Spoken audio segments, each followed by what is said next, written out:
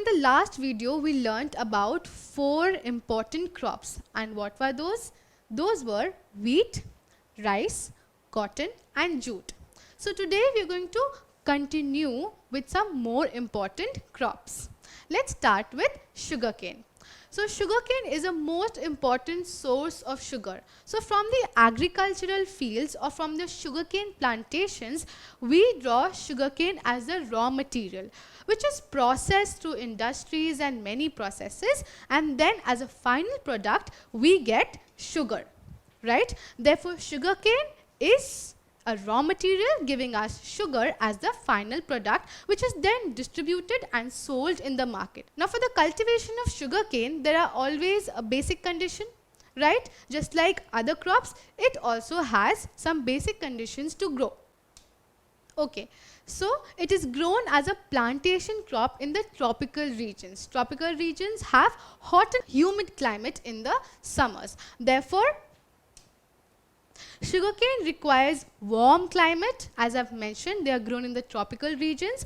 Moderately heavy rain. So they do not require too much heavy rain. They do not require a lot of water, but yes, moderately heavy rain, especially in the early stages. But on the opposite, when it's the time to harvest this crop, it requires a cool and dry weather. So in the early stage, we know that it requires a warm climate and a lot of rain. But in the later stage, that is just before harvest, it requires a cool and dry climate, right? So well-drained fertile soils are good for sugarcane, but waterlogging is very harmful. So what do we know? That a region that is very fertile and it is well drained. So it has to be well irrigated. They require water in the early stages, but waterlogging or water stagnation is not good for this crop. It will destroy the crop. So in India, sugarcane is grown mainly in the northern plains and the Deccan plateau, right?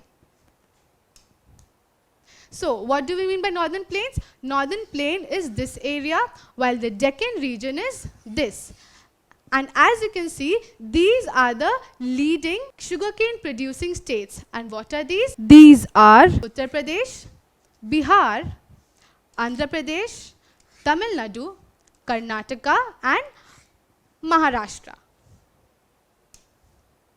Right, but when we look at the world map, these are the leading sugarcane producing countries, and they are Mexico, Colombia, Brazil, Australia, Indonesia, China, Pakistan and India. And among all these countries, Brazil is the leading producer of sugarcane. So since we know that Brazil is a leading producer, why is it so? All these regions have favorable conditions, but Brazil, due to the passing of river Amazon through it, it has the most favorable conditions that are suitable for the cultivation of sugar, and that is why Brazil is the leading producer of sugarcane. Now, enjoying a hot cup of tea in the monsoon weather is so nice. But do we get tea directly from the fields and make tea?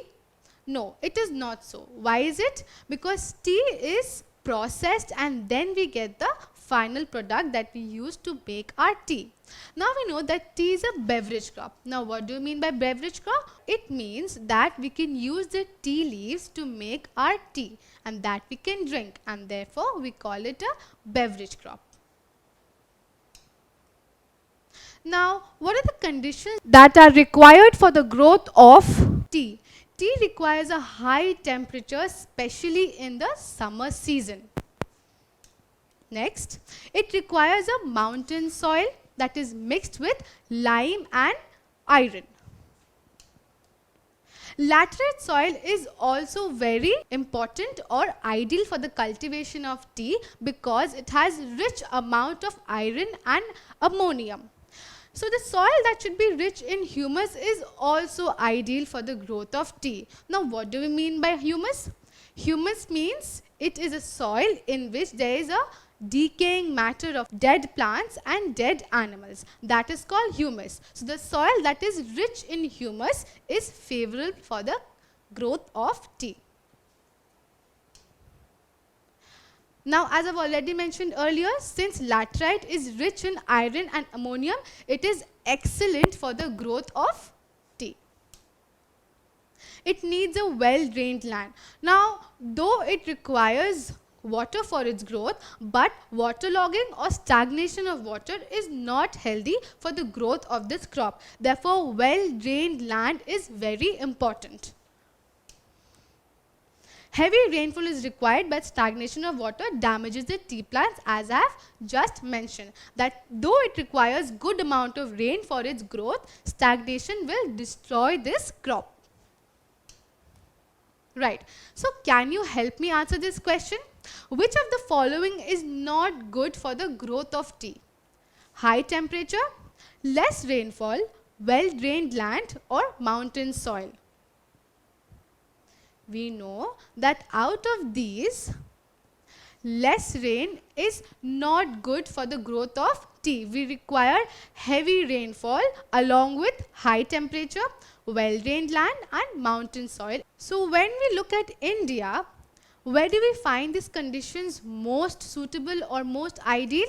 We see it in Assam. Therefore, Assam, that has all these important conditions, is the largest producer of tea in India.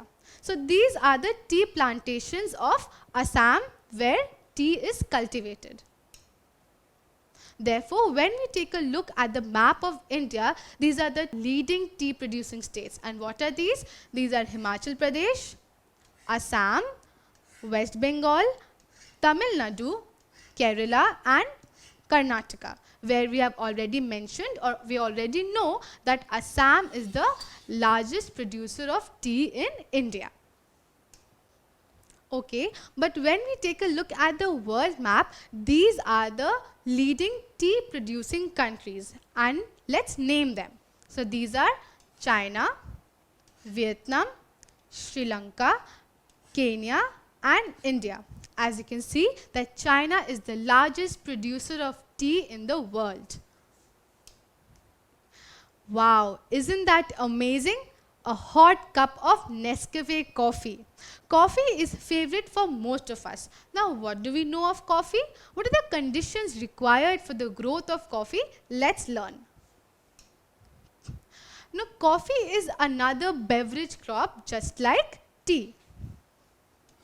And it is a popular beverage crop because, as I've already mentioned, lot of people or most of the people prefer coffee.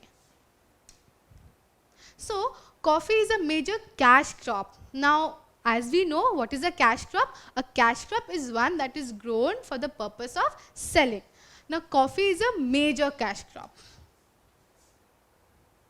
Also, coffee needs warm and dry climate and grows well in the hill slopes with well-drained soil. So, in hilly areas where there is moderate rain with a dry climate and a warm weather and the soil there is well-drained. Therefore, stagnation is not good for this crop.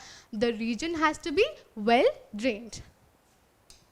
Brazil is also called the coffee pot of the world. Now, why is it so?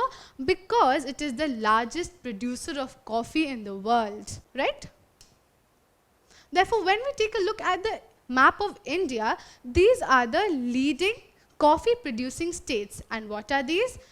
Assam, Odisha, Andhra Pradesh, Tamil Nadu, Karnataka and Kerala. So, in these states, Karnataka is the largest producer of coffee in India. Karnataka, Kerala and Tamil Nadu have been producing coffee since a very long time as compared to Assam, Odisha and Andhra Pradesh. And that is why these states are called traditional areas which are producing coffee, and these areas, Assam, Odisha and Andhra Pradesh, are called non-traditional areas. So when we take a look at the world map, these are the countries or the leading coffee producing countries in the world. And what are these? Let's take a look. Colombia, Peru, Brazil, Indonesia, Vietnam, India and Egypt. Among these countries, as I've already mentioned earlier, Brazil, which is called the coffee pot of the world, is the leading coffee producing country in the world. This only means that Brazil has the most suitable climate for the cultivation of coffee. Therefore, today we can conclude that we have learned about three important crops. And what are these? Sugarcane, tea and coffee. And we have also learnt what are the conditions required for the growth of each of these crops. Don't forget to subscribe to our channel and hit the bell icon. You can also register for free at deltastep.com or download the DeltaStep app to learn one-to-one with our amazing teachers or to get access to all our 5,000 plus amazing videos as per your school syllabus. Master each topic with our adaptive practice technology. Get million plus questions with step-by-step solutions and unlimited mock test. Get all your doubts resolved instantly. Learn via games and win amazing prizes like PlayStations and iPads. So at DeltaStep, learning is not just fun and easy, it is rewarding too. So register for free now.